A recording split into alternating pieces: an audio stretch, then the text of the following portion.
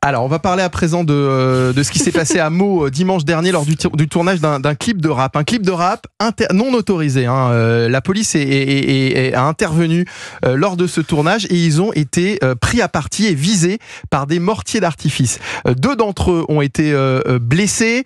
On sera avec Reda Bellage dans un instant. On va l'appeler d'ailleurs Reda Bellage, porte-parole Île-de-France du syndicat de police Unité. D'abord, une réaction. Je ne sais pas si vous avez vu les images d'une extrême violence sur les réseaux sociaux de ce qui s'est passé dimanche soir. Je précise qu'aucune interpellation n'a eu lieu depuis dimanche pour le moment. Vincent Roy, vous avez vu les images Non, elles sont d'une très grande violence. Mais écoutez, on est toujours interdit face à ce type d'image. C'est-à-dire que on se demande vraiment comment on peut en arriver à une si grande violence dans des conditions comme celle-ci. Parce qu'il y avait, il y a un clip de rap qui est enregistré, c'est interdit, voilà. Enfin, je veux dire, le simple respect de la loi ne devrait pas conduire à ce type de comportement. Mais à chaque fois, on répète les mêmes choses. Vous semblez surpris. Vraiment, oui. Je suis à chaque fois surpris par un tel déchaînement de violence, qu'on se fâche, qu'on se mette en colère, voilà. Mais là, c'est ce déchaînement de violence qui me surprend. Mais c'est vous avez l'air blasé. Bah oui, parce que malheureusement, c'est tout le temps, en fait. Mais est-ce que vous ne pensez pas qu'il y a un problème aussi, c'est un problème aussi de société? Bien entendu, la société bien entendu, c'est ce que je dis. Tout à l'heure, dans le flash info de Guillaume Dominguez, il a terminé en parlant d'une série. Squid Game. Alors moi je n'ai pas vu cette série. J'ai vu quelques extraits. C'est une série qui cartonne sur Netflix. Vous l'avez vu? J'ai vu la première saison, oui. Ouais, mais c'est extrêmement violent, Gauthier. Ah non, vous n'allez pas me faire le coup, c'est à cause de la série ou du cinéma. Non, je suis pas en train. Non, parce qu'il a des jeux vidéo. Je suis pas en train de dire. Non, c'est pas parce qu'il a vu un film de Quentin Tarantino. Ça n'a rien à voir. Gauthier, je suis pas en train de dire que c'est à cause. Ça n'a rien à voir. Moi, j'ai grandi avec les films de Quentin Tarantino. J'ai jamais tapé. C'est vous qui me laissez pas finir. Des mortiers d'artifice contre les policiers. Là, c'est vous qui me laissez pas terminer. Je suis pas en train de dire que c'est de la faute des séries violentes ou des jeux vidéo. Je dis juste que si aujourd'hui on produit des séries avec une telle violence, c'est qu'il y a une demande et c'est qu'il y a peut-être une certaine des séries comme ça, plus ou moins grand public, avec autant de succès, avec autant de violence. Des films violents, des jeux vidéo violents, des séries violentes, il y en a toujours eu. Moi, c'est pas. Ça doit pas déresponsabiliser ces jeunes. Faut décorréler. Depuis 10-15 ans. Ah non, mais ça déresponsabilise rien du tout, puisque je dis que c'est pas ces séries qui ont causé ça. Je dis que c'est une violence de la société qui existe et qui est latente et qui peut expliquer justement le fait qu'on produise aujourd'hui de telles séries. C'est dans l'autre sens, en fait, ce que je suis en train de dire. À ce point dans les années 60, par exemple. Ni 70, ni 80. Mais vous rigolez, les films du Nouvel Hollywood étaient hyper violents. Les films du Nouvel Hollywood. Ah si, arrête de dire non, Philippe, c'est mon courant de cinéma préféré, le Nouvel Hollywood. Donc je connais les films par cœur. Les films du Nouvel Hollywood étaient hyper violents. Donc il y a toujours eu de la violence au cinéma. Pas des films grand public comme des séries comme. Ça dépend lesquels. Le Parrain de Francis Ford Coppola, c'était pas un film grand public. C'était violent, oui, effectivement. Ah oui, mais il y avait pas. Non, mais c'était violent, mais pas au point de certaines séries. On se trompe de débat. À qui font peur les policiers? Aux honnêtes gens. Les honnêtes gens ont peur des policiers, c'est tout. Les délinquants n'ont pas peur des policiers. La preuve, ils en blessent 2, ils les prennent pour cible. Ce sont les mêmes que pendant les émeutes. Donc le problème n'a jamais été résolu et on se retrouve toujours face à cette. Alors là, en plus, c'était en marge d'un clip, vous l'avez dit, du tournage d'un clip non autorisé pour du rap. Mais donc c'est toujours le même problème. Mais le problème, c'est pas les séries ou les films ou les jeux vidéo. Vous m'enlèverez pas l'idée qu'il y a une montée de la violence globale et une culture de la violence dans la société. Non, parce qu'en fait, on a tendance à déresponsabiliser les gens en disant comme il y a les réseaux sociaux, les enfants sont comme ça, ils voient de la violence et donc ils deviennent. Je suis pas du tout en train de déresponsabiliser les gens. Qui dit que comme les enfants voient des jeux vidéo violents, souvent c'est les jeux vidéo et les réseaux sociaux, alors ils deviennent violents, alors que ça n'a absolument rien à voir. Vous pouvez rien à voir. Ça n'a aucun rapport. Ça, c'est la culture de l'excuse où on se dit, comme ils sont devant les jeux vidéo, eh bien ils reproduisent ça, donc c'est la faute des jeux vidéo. Sauf que moi je dis, Sarah, c'est pas du tout ce que je suis en train de dire. Je dis qu'il y a une culture de la violence qui est latente et qu'elle fait produire davantage de violence, que ce soit à la télévision ou que ce soit ailleurs. On est avec Reda Bellage qui est avec nous, qui est porte-parole Île-de-France du syndicat de police Unité. Bonjour Reda. Bellage, merci d'être en direct avec nous sur Europe 1 cet après-midi. Est-ce que vous pouvez nous dire exactement ce qui s'est passé dimanche soir à Meaux? Écoutez, apparemment il y avait un clip vidéo de jeunes dans un quartier de Meaux, un quartier difficile, Et à l'arrivée des policiers, ils ont été attaqués au mortier par une cinquantaine d'individus. Pourquoi est-ce qu'il n'y a toujours pas eu d'interpellation? C'était dimanche soir, on est jeudi aujourd'hui. Pourquoi? Parce qu'ils sont de plus en plus et de mieux en mieux préparés, tout simplement. Ouais. Ils savent comment on fonctionne. Ils se doutaient sûrement qu'on allait arriver à effectif réduit, parce que plus ça va, plus on a effectif réduit. Et puis eux, ils étaient en nombre. En général, ils cachent leur visage. En général, ils sont gantés, préparés, comme s'ils allaient accueillir des adversaires, en fait. Et donc du coup, ils se préparent, ils nous attendent.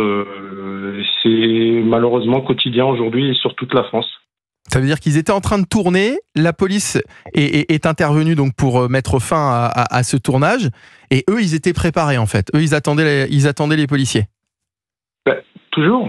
Ils savent très bien qu'ils déclarent pas parce qu'ils vivent avec leurs propres règles dans certains quartiers, je dis bien. Ils se posent même pas la question. Leurs propres règles. Là où, comme vous disiez tout à l'heure, vous parliez des honnêtes gens, les honnêtes gens ou les honnêtes entrepreneurs qui veulent s'en sortir, ou les honnêtes producteurs qui viennent des fois de quartiers difficiles qui eux sont un peu plus honnêtes et essaient de s'en sortir. Eux, ils auraient fait une déclaration. Eux, ils font pas de déclaration, donc ils savent qu'ils sont dans l'illégalité, donc ils savent que forcément les forces de l'ordre vont se déplacer sur place. Et là, ils vous attendent. Et puis des fois même, je serais pas surpris si dans le clip, au final, quand il va sortir, il y aura pas cette vidéo-là parce que c'était peut-être prémédité. C'est fort probable même ce que vous dites. Ça, oui. C'est sûr. Partie du clip et du tournage. C'était dans leur. À mon avis, c'était effectivement ils l'ont peut-être même anticipé. Vous voyez. Oui. Les images qu'on a pu voir sont extrêmement violentes. Les images sont extrêmement violentes, mais malheureusement, je suis désolé, mais on y est habitué en fait. Ouais. Ce qui choque les gens, c'est parce qu'aujourd'hui, avec les réseaux sociaux, on filme. Pour certains de ces individus, même, c'est devenu un passe-temps. C'est devenu même le policier ou le gendarme devient le fait d'attaquer ou de s'attaquer aux forces de l'ordre. C'est comme un trophée pour certains quartiers et dire voilà, nous on fait ça, voilà comment on les accueille. Et donc parce qu'ils savent que nous on fera pas comme forcément une bande rivale, alors qu'ils nous considèrent comme une bande rivale. Ouais. Ils savent que nous, nos pouvoirs répressifs sont limités. Parce que c'est pas avec un lanceur de balles de défense à un coup que vous allez riposter contre des mortiers, contre 50 individus qui ont certains des mortiers qui tirent du 380 coups. Donc vous comprenez que c'est un peu disproportionné au niveau du rapport de force. Il y a 2 de vos collègues, Reda Bellach, qui sont blessés? Oui, 2 collègues à moi qui sont blessés, oui. Dans quel état est-ce qu'ils sont là actuellement? Est-ce que vous avez eu des nouvelles? Non, écoutez, je pense qu'ils ont été. Je vais pas vous cacher que j'ai pas eu de nouvelles directement, mais de ce que m'ont dit mes collègues de Seine-et-Marne, les blessures sont légères et puis ils ont repris leur service comme on fait d'habitude en fait. À un moment, vous, votre priorité, c'est de protéger, c'est de faire votre travail, voilà. Donc vous le faites tout simplement. Et j'ai des craintes malheureusement. Pour le 31 décembre, parce que comme vous le savez, l'année dernière, le 31 décembre a été entre guillemets à peu près calme. Il y a eu des violences urbaines, mais il y avait eu les émeutes de la Fernaille. Du coup, les individus avaient moins de stock de mortiers. Et là, les craintes qu'on a au niveau des forces de l'ordre, c'est que là, du coup, ils ont été réapprovisionnés. Et donc, on s'attend à quand même pas mal de tirs de mortier sur qui est le sport national des délinquants, le tir au mortier sur les forces de l'ordre. On a Eric au Standard Europe 1 qui souhaitait réagir dans le Calvados. Eric, bonjour, merci d'être en direct avec nous dans On marche sur la tête. Vous êtes retraité de la gendarmerie, vous, Eric, hein, c'est ça? Oui, absolument. Bonjour à vos invités, bonjour aux auditeurs. Bonjour. Absolument, je suis retraité et je dois dire qu'aujourd'hui, de toute façon, si on fait un peu l'analyse de ce qui se passe, ça fait plus de 40 ans aujourd'hui que la France, elle part comme ça dans la violence. Je pense que au lieu de dépenser des milliards dans la guerre à l'Ukraine, je pense qu'on devrait renforcer les moyens déjà de la police, renforcer les moyens de la justice, construire des places de prison et puis sanctionner, parce qu'aujourd'hui les outrages, les violences, aujourd'hui elles sont complètement banalisées. Aujourd'hui c'est des rappels à la loi à n'en plus finir, et ça j'estime que c'est profondément mais c'est inadmissible. Renforcer... Et tous les politiques, tous les gouvernements qui se sont succédés depuis 40 ans, c'est eux les responsables, c'est personne d'autre. Renforcer les moyens de la justice. Comment on en arrive à dépenser 3 000 milliards à avoir, mais où va cet argent? Où va cet argent? Et pour finir, les atadams politiques de nos juges. La question, Philippe, c'est une interrogation légitime puisque c'est notre argent. Oui, mais il revient beaucoup. Vous êtes au courant qu'il y a une sécurité sociale, qu'il y a une éducation nationale. Quand vous utilisez les services publics, sauf que Philippe je viens de vous citer les 3 budgets les plus importants. Les personnes qui se trouvent dans le quartier, là, les images qu'on a vues, parce qu'effectivement, il y a les policiers, c'est terrible, qui sont pris pour cible, bien évidemment, mais il y a aussi les personnes qui habitent dans les immeubles qui sont tout autour et qui ont assisté à cette scène, probablement certains qui ont filmé également. Ces gens-là, vous croyez quand ils assistent à ce genre de scène, qui n'osent même pas sortir de chez eux pour acheter une baguette de pain, pour sortir leur chien ou pour descendre tout simplement prendre l'air, vous croyez pas qu'ils se disent qu'à un moment donné, l'argent, les impôts qu'ils payent, ils sont pas forcément super bien utilisés? Non, je crois pas que ce soit le problème. Si, c'est la priorité, en fait. Regardez les sondages du JDD, je pense que c'est pas le problème. Le problème, il y a une loi de programmation pour les forces de l'ordre qui a été votée il y a 2 ans, qui prévoit 15 milliards d'euros de budget. C'était fait sous le gouvernement. Je crois que c'est Darmanin qui a porté cette loi, justement. Et le problème, c'est qu'on n'arrive pas toujours à recruter des policiers. Mais les créations de postes, elles se font. Donc, de dire que l'argent public, on ne sait pas où elle passe, je trouve que là, c'est pas ça le sujet. Alors, on est content quand il passe dans la sécurité sociale, qui est la plus généreuse du monde. Là, on est content quand elle passe dans le système de retraite, qui est un des plus généreux d'Europe. On est content quand elle passe dans l'éducation nationale, où on met nos enfants. Et donc, tout cet argent public, de dire qu'on ne sait pas où il passe, c'est quand même une folie française. On est le pays qui dépense le plus. Philippe, il y a un truc qui est juste dans ce qu'a dit Philippe. On dépense très mal. Gauthier Lebret, il y a un truc qui est juste dans ce qu'a dit Philippe, c'est qu'on a du mal à recruter des policiers. Oui, vous avez vu comment ils sont traités. C'était juste ils sont mal rémunérés, ils ont peur de sortir leur arme. Regardez l'affaire Naël, vous croyez? Et politiquement, parce que moi, ce que je voulais dire sur cette scène à Meaux, c'est qu'il y a des beaucoup plus dangereux que les jeux vidéo. La France Insoumise, dans Philippe Poutou. Philippe Poutou, quand un commissariat est pris pour cible, juste au moment des législatives, il dit formidable feu d'artifice. Les relais politiques de ces émeutiers, parce qu'ils en ont, sont beaucoup plus nocifs que n'importe quel jeu vidéo.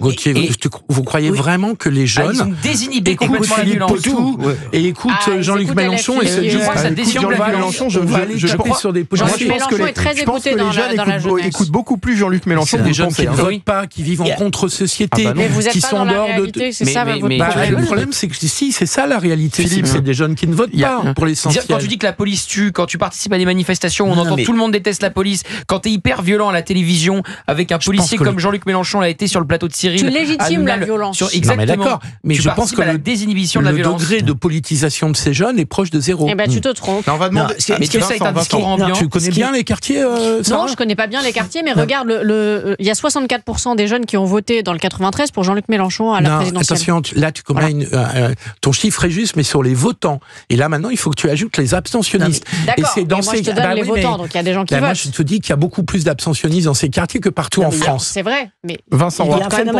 y a un phénomène qui est nouveau et qui date, il y a peut-être, il est difficile à dater d'ailleurs, mais peut-être une vingtaine d'années. Il y a 20 ans, la violence était extraordinaire au sens étymologique, c'est-à-dire hors de l'ordinaire. Aujourd'hui, elle est ordinaire en tant qu'elle est endémique. Et c'est bien le problème. Jadis, elle était l'exception.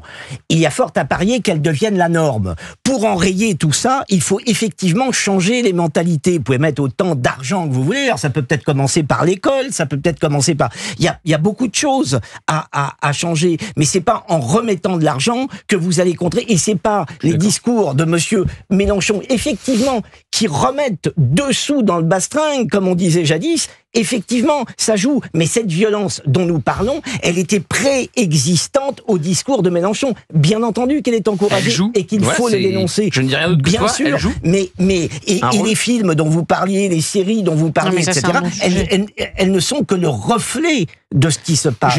C'est le reflet du réel. Je suis d'accord avec Vincent, il ne faut pas réinjecter plus d'argent, il y en a déjà, ça coule déjà à flot. C'est juste qu'il arrive au mauvais endroit et il est mal utilisé. Il y a par exemple beaucoup trop d'argent qui part dans l'administration. Demandez aux soignants qui sont sur le terrain combien d'administratifs pour un soignant. Et c'est pareil partout. Il y a beaucoup. Le millefeuille territorial, c'est une folie française. Bon, il y a donc on dépense beaucoup trop. On dépense beaucoup trop mal, surtout. On va remercier Eric qui était avec nous et puis Reda Bellach qui est toujours en ligne.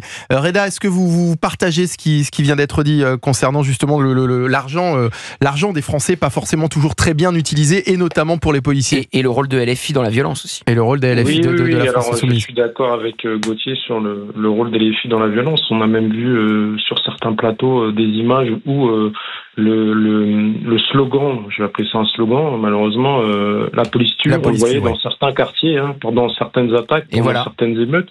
Et donc, en fait, après, je veux pas être poursuivi pour diffamation, mais je peux vous dire que certains députés d'extrême gauche sont en contact avec les quartiers et influencent verbalement et discrètement, parce que nous aussi, les policiers, on n'est pas bêtes, on a encore des policiers de quartier, on sait ce qui se passe. Ça veut dire quoi? Ça veut dire ça, c'est dénoncer. Évidemment qu'il y a des liens entre évidemment, sans citer de nom, il y a des relais, évidemment. Comment est-ce que ça fonctionne exactement? Expliquez-nous pour qu'on comprenne, pour que les auditeurs comprennent. Certains députés influencent d'extrême gauche, influencent dans les quartiers, sont en contact, ils disent ce qu'il faut faire, ce qu'il faut pas faire, quand il faut le faire, quand il faut arrêter de le faire. Voilà, c'est tout. C'est où les monarques? Je ne serai pas poursuivi pour diffamation, je ne dirais pas où, comment, mais je peux vous garantir que c'est le cas en tout cas. Vous connaissez Après, au niveau du budget, sur le terrain. Au niveau du budget, alors oui, il y a eu cette loi d'orientation, mais aujourd'hui, on est en plein dedans dans le budget. Moi, je peux vous dire une chose.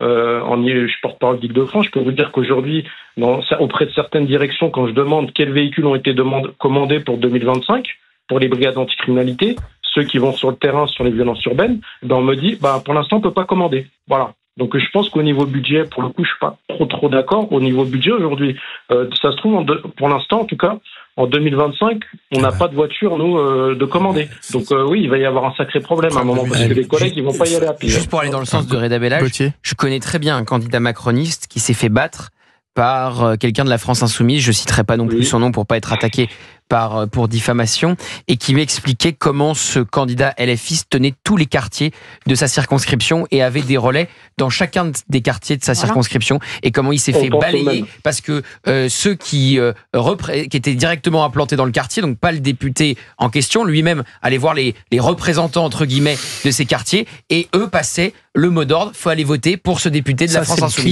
clientélisme, et notamment avec des réseaux islamistes, pour dire les choses. Absolument. C'est une chose qui est parfaitement documentée. Vous avez dit quelque chose de sensé. Oui, c'est à noter, ça arrive à 17h23. En revanche, le fait qu'il y ait des députés ou des élus de manière générale qui soient des meneurs de violence, ça c'est encore d'un autre registre, pardon, et j'aimerais que ça soit plus documenté, parce que ça, j'ai jamais vu un papier là-dessus. Il y a des papiers sur LFI et les réseaux islamistes, il y en a plein, et toute personne qui veut se renseigner et peut parfaitement le faire sur le lien avec la criminalité. Il n'a pas dit qu'ils étaient il n'a pas parlé de meneurs de violence. Il a pas dit ce que j'ai entendu. J'ai quand même entendu qu'il y avait certains élus qui mettaient carrément de l'huile sur le feu. Vous ne voyez pas. Ça, vous voyez pas l'huile sur le feu? Non. Rima Hassan qui appelle à la révolution. On est en train de parler des discours tenus par un certain nombre de membres d'LFI. Là, on voyait, d'après ce qui était décrit à l'instant, on voyait des gens qui, sur le terrain, influencent certaines personnes. Donc c'est quand même ce que vous avez avez vu, les députés de la France Insoumise qui allaient rendre visite à des gardés à vue aux émeutes. Vous n'avez pas vu ça? Vous n'avez pas vu sur le terrain un député de la France Insoumise qui allait tenter de récupérer les émeutiers et qui allait à leur rencontre? Vous n'avez pas vu ça il y a 2 ans? C'est une chose de faire de la com, c'est une autre chose que d'être meneur de violence, comme on l'a entendu. C'est toi qui dis cette expression. Non, je suis désolé, c'est bien ce qu'on a entendu. Alors, j'avais juste une question. Moi, j'avais une dernière remarque. Allez-y, Philippe. Qu'il ne puisse pas y avoir de commandes sur 2025 dans la mesure où on n'a pas de budget, et donc que les administrations ne se lancent pas dans des achats, parce que pour l'instant, elles n'ont aucune visibilité sur les moyens dont elles disposeront en 2025, c'est hélas normal et logique, et c'est lié au fait que le budget n'a pas été adopté au début décembre. N'a pas été voté. On espère que c'est transitoire. Reda Bellage, je voudrais qu'on revienne justement sur ce manque de moyens, sur le fait que la police a besoin de plus de moyens, sur le fait que, c'est ce que disait aussi tout à l'heure l'ancien gendarme qui était avec nous, Eric, sur l'antenne, quand il nous disait que la justice également avait besoin de plus de moyens. C'est dans cette direction que Gérald Darmanin souhaite aller, hein. C'est ce qu'il a prononcé notamment hier lors de ce premier déplacement. Est-ce que vous pensez que ça peut être le lien qu'il y aura avec Gérald Darmanin et entre Gérald Darmanin et Bruno Retailleau dans ce nouveau gouvernement? Est-ce que vous pensez qu'il va pouvoir aller justement dans ce sens? Alors moi, je peux pas vous dire s'il va y arriver ou pas. Tout ce que je peux vous dire, c'est que, à mon sens, c'est quelqu'un d'expérience puisqu'il a déjà travaillé au ministère de l'Intérieur. Donc, il connaît nos problématiques sur l'aspect missionnel. Il connaît nos problématiques aussi au niveau en termes de moyens. Donc, j'espère qu'il fera les choses en fonction de ce qu'il a vécu. Voilà. Et après, vous avez aussi M. Retailleau qui soutient ses effectifs, il l'a démontré, même s'il n'a pas eu beaucoup de temps jusqu'ici. Et puis, ils ont une politique de soutien, en tout cas, aux forces de l'ordre, pour aider à solutionner cette problématique de violence, de délinquance. Et justement, nous, on est pour ces peines courtes. Et je pense que pour l'instant, vu ce que j'ai entendu, on va dans ce sens-là. Et j'espère que ça va y aller. Ce serait la solution. Les actes et non les paroles. D'accord. Très bien. Merci beaucoup en tous les cas, Reda Bellage, d'avoir été avec nous. Je rappelle que vous êtes porte-parole Île-de-France du syndicat de police Unité. Merci et à très bientôt. On va